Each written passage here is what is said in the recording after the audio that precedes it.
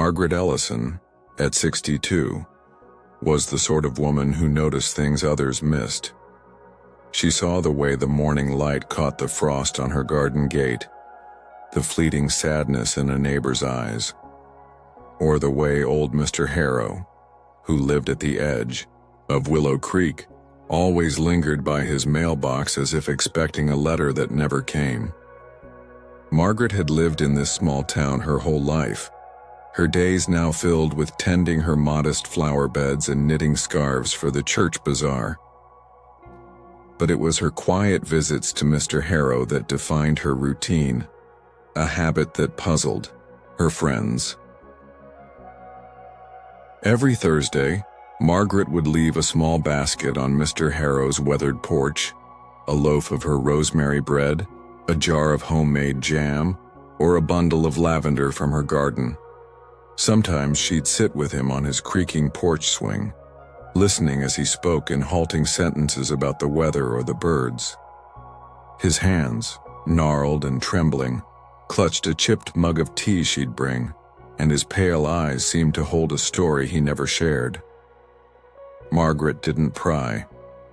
She'd lost her husband Tom a decade ago, and the silence of grief had taught her the value of simply being present.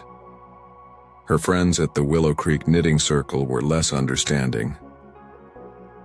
"You're too kind, Maggie," said Ellen, 65, her needles clicking with disapproval. "That old man's odd, always muttering to himself.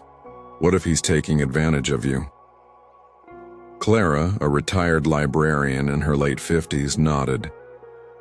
"He's been here years, but no one knows him. Keeps to himself. Maybe he prefers it that way." Their concern wasn't cruel, just cautious, shaped by lives that had seen kindnesses sometimes squandered. Margaret would only smile, her gray curls bobbing as she worked her yarn. "He's lonely," she'd say. "That's enough for me." Mr. Harrow, Samuel, though he rarely used his first name, was 78, a stooped figure in faded cardigans who shuffled through town like a ghost. The townsfolk called him the Hermit, though not unkindly. He'd appeared in Willow Creek some 20 years ago, renting the sagging cottage on Elm Street, and kept to himself. Whispers spoke of a man who'd lost everything: wife, home, purpose, but no one knew the truth. To Margaret, he was simply a man who needed a kind word, a warm meal, a moment of connection. Weeks turned to months, then years. Margaret's baskets continued, as did her visits. She taught Samuel to tend the roses that grew wild by his fence, showing him how to prune without wounding the stems. In return, he'd sometimes offer a shy comment about her knitting, noting the fine weave of a scarf. His words carried an odd precision, as if he knew more about patterns than he let on, but Margaret never pressed. The turning point came at the Willow Creek Historical Society's annual Heritage Day, a modest event where the town celebrated its past with speeches, potlucks, and displays of old photographs. This year they were honoring Clara's retirement after 30 years at the library. The community hall buzzed with familiar faces, the air thick with the scent of apple pie and coffee. Margaret had convinced Samuel to attend, though he sat quietly, in a corner, his hands folded tightly. As Clara gave her speech thanking the town for its support, a stranger approached the podium, a woman in her 60s, elegant despite her simple attire, with a warm but determined expression. She introduced herself as Lila Grayson, a curator from a small art museum 2 towns over. "I'm here for someone else," she said, her voice steady but emotional. The room stilled as she turned toward Samuel, who stiffened, his eyes wide, with something like fear. "Samuel Harrow," Lila continued, "was once Samuel Weaver, a master textile artist whose work hung in galleries across the country." Murmurs rippled through the crowd, Lila described a man who, decades ago, had revolutionized weaving with intricate, soulful designs, patterns that told stories of love, loss, and resilience. His tapestries had graced museums, inspired students, and even influenced fashion houses. But after losing his wife to illness and his eyesight to a cruel disease, Samuel had retreated, his hands too unsteady to thread a loom, his heart too heavy to create. He'd come to Willow Creek to disappear, to let his name fade into obscurity. Lila wasn't alone. Behind her stood a small group, former students, a fellow weaver, even a gallery owner who had tracked Samuel down after years of searching. They spoke of his quiet genius, how his classes had taught them not just craft but courage, how his work had touched lives they'd never known. One woman, a weaver named Sarah, held up a faded tapestry, its thread still vibrant with Samuel's signature patterns.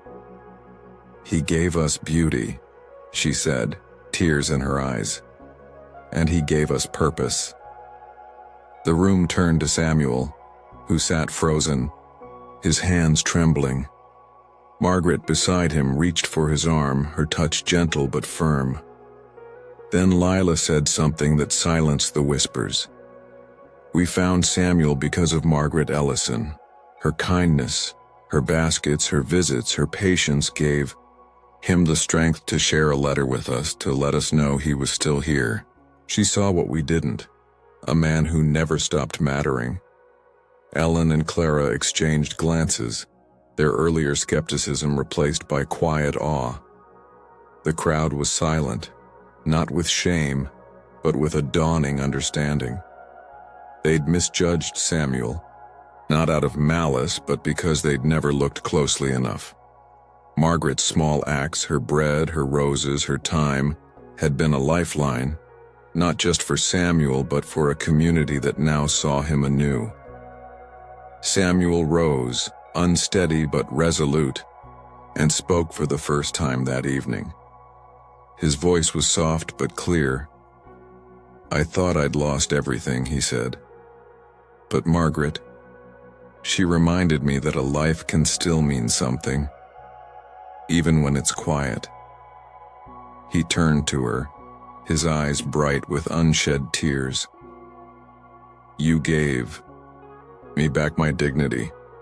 The hall erupted in applause, not loud but heartfelt, a wave of warmth that enveloped them both. The visitors stayed late, sharing stories of Samuel's work, passing around photographs of his tapestries. Ellen apologized to Margaret later, her voice thick. "I didn't see it, Maggie, you did." Clara, ever practical, promised to start a library exhibit on Samuel's art.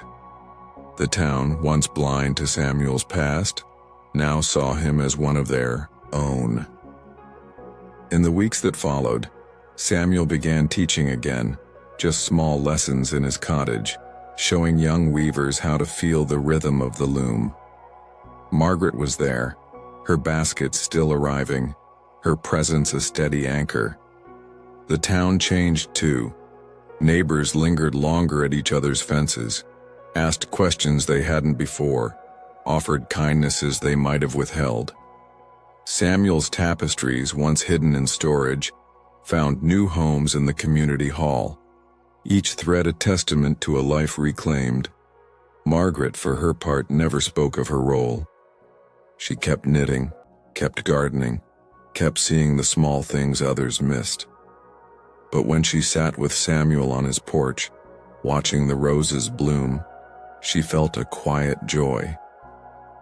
Her empathy, her persistence, had woven something enduring.